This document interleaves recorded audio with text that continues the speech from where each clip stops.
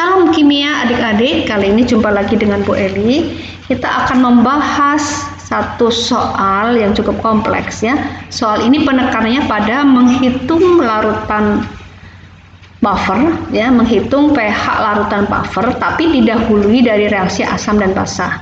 Nah, sebelumnya juga kita akan menghitung pH basa lemahnya lebih dahulu dan juga pH dari asam kuatnya ya.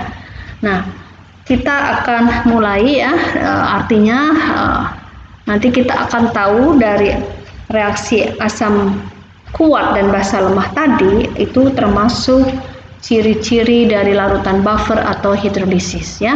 Kita mulai. Ke dalam 400 ml larutan 0,02 molar NH4OH tambah logaritma masukkan 100 ml klorida pH 2 min log 6. Hitung pH larutan campuran. Nah, adik-adik, jika belum paham maka kita bisa mengulangi soal beberapa kali ya sampai kita tahu tahapan bekerjanya itu bagaimana. Karena ini adalah jenis soal yang yang perlu dikerjakan bertahap. Tahap pertama kita mengenal di sini ada larutan basa lemah dengan konsentrasi 0,02 molar sebanyak 400 ml. Nah, kita akan menghitung jumlah zatnya ya. Ini kita kalikan nanti ya, molar dikalikan mililiter yaitu dalam satuan milimol merupakan jumlah zat NH4OH ya. Kemudian pH-nya 10 tambah log 6. Ini kita hitung dulu ya adik-adik. Jadi di sini ada NH4OH ya.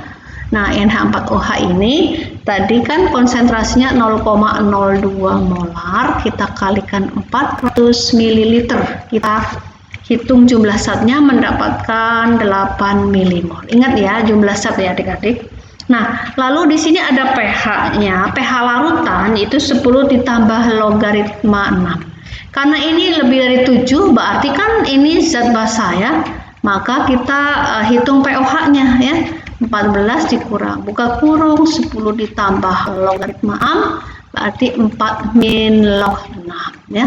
Maka kalau kita kan sudah tahu bahwa pOH sama dengan min log konsentrasi OH min ya, berarti 4 min log 6 sama dengan min log konsentrasi OH min ya. Maka di sini OH minnya di 6 kali 10 min 4 molar ya.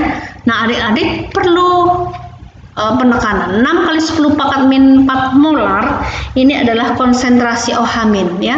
Sementara konsentrasi basanya ini adalah 0,02 molar. Jadi ini beda ya, ini beda ya.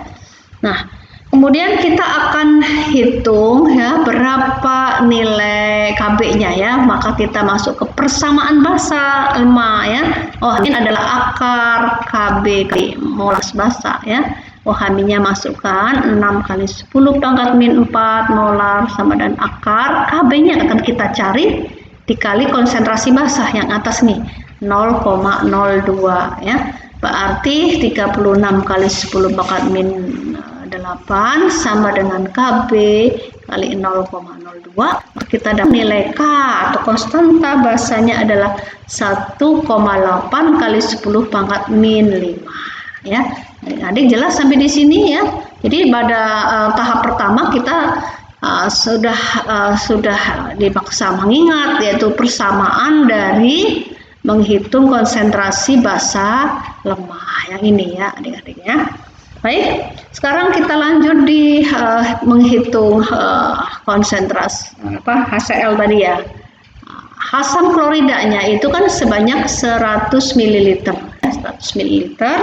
Nah, di sini terukur pH-nya, pH asam ya, 2 min log 6 ya. pH sama dengan apa? Min log konsentrasi H plus ya. Sehingga konsentrasi H plusnya 6 kali 10 pangkat min 2 molar. Nah, ini Ibu tekankan ya adik-adik bahwa ini adalah konsentrasi ion hidrogen. Nah, kita akan cari konsentrasi HCl ya. Konsentrasi HCl dari mana? Kita lihat bahwa HCl itu kan perikatan kovalen polar yang cukup kuat sehingga di dalam air bisa terionisasi cukup sempurna menghasilkan H+ ditambah Cl-.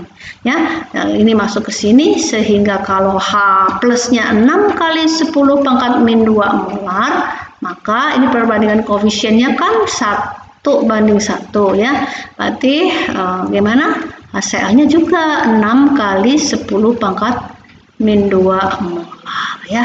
Adik-adik di sini kita lihat pada saat yang kedua yaitu ada HCl dengan konsentrasi 6 kali 10 pangkat min 2 molar ya. Nah, di sini juga kita perlu mengingat persamaan menghitung pH asam buah. Nah, sekarang adik-adik kita akan membuat persamaan reaksi kimia yang menggabungkan antara asam dan basa tadi ya. NH4OH kita reaksikan dengan asam klorida menghasilkan apa? NH4Cl plus 2O. Nah, kita setarakan koefisiennya mestinya untuk meyakinkan ya. Ini satu-satu. Ingat koefisien adalah jumlah mol, jadi tidak boleh salah. Nah, kemudian kita kasih ini awal, ini reaksi, kemudian yang setimbang kita garis. Nah, ini formatnya. Di NH4OH tadi kan ada berapa adik-adik? 0,02 molar. Kita kalikan 400 ml ya, dapat berapa? 8 milimol. Sementara asam kloridanya itu tadi kita dapatnya berapa? 6 kali 10 pangkat min 2 molar dikali 100 mili dapat 6 milimol. Nah, itulah sebabnya kenapa kita perlu menghitung konsentrasi HCl, karena yang akan masuk ke dalam nih HCl-nya ya. Nih, yang akan masuk ke dalam bersamaan ini ya konsentrasi HCl-nya, bukan konsentrasi ion hidrogennya. Demikian juga NH4OH-nya, yang akan masuk ke sini adalah ya konsentrasi NH4OH-nya yang 0,02 molar tadi ya. Adik-adik, nah, kita lanjut. Maka di sini kita lihat, oh ya, ini garam belum ada ya. Pada keadaan awal belum ada garam dan air. Maka persamaan ini akan bisa kita hitung jumlah zat pada keadaan setimbang, yaitu dengan membandingkan reaksi pembatasnya mana, NH4OH atau HCl. Ternyata ini lebih kecil ya, maka ini 6. Nah, reaksi pembatasnya adalah HCl, 6 milimol, 6 milimol, 6 milimol, sehingga di sini adalah 2 milimol, 6 milimol. Nah, kita lihat bahwa pada keadaan sisa itu ada NH4OH bersama dengan Cl. Oleh karena itu kita bisa menyimpulkan ini adalah ciri dari pH buffer. Kenapa? Kita tahu bahwa buffer itu kan dibentuk dari suatu basa lemah ya. Dalam hal ini basa lemah ya adik-adik, bersama dengan pasangannya yaitu asam konjugasi ya. Jadi kita yakin oh ini adalah pH buffer ya. Kita harus hitung menggunakan pH buffer, bukan pakai hidrolisis ya. Nah, sekarang kita baru masukkan, karena buffer basa maka OH- sama dengan apa? Kb M molaritas basa per molaritas garam ya. Adik-adik masukkan Kb-nya berapa? 10 pangkat min 5 tadi ya, kali 1,8. Nah, molaritas basanya lihat deh, di sini kita masukkan basanya 2 per volume total 400 ditambah 100 ya, dibagi konsentrasi garamnya 6 per 400 ditambah 100. Nah, adik-adik, ini 1,8 ya. Maka dengan demikian ya, kita akan menentukan di sini lanjut OH- itu 8 10 pangkat min 5 kali 1/3.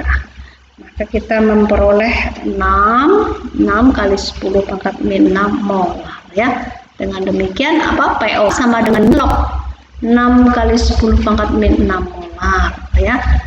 Itu POH-nya dapat berapa? 6 min log 6 ya. Maka pH sama dengan 14 min POH sama dengan 14 dikurang buka kurung 6 min log 6 sama dengan 14 kurang